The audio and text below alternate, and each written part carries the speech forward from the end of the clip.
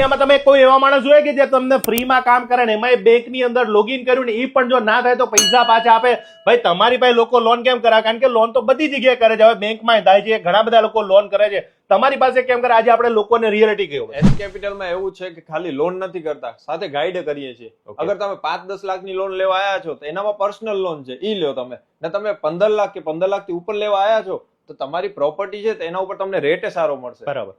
ને એનામાં આપણે ગાઈડ કરીએ છીએ, કસ્ટમરને ગાઈડ કરીએ છીએ ને બધું સમજાવીને પછી ડોક્યુમેન્ટ લઈએ છીએ. અને પછી પ્રીમિયમ કામ અને પછી તમે કહી રહ્યા તો હમણાં કંઈક કીધું પ્રીમિયમ કામ. એનામાં એવું હોય કે તમારી પ્રોફાઇલ ક્યાં સેટ થતી હોય, જેમ કે અફોર્ડેબલ અને પ્રીમિયમ બે સેગમેન્ટ આવે પ્રોપર્ટીમાં.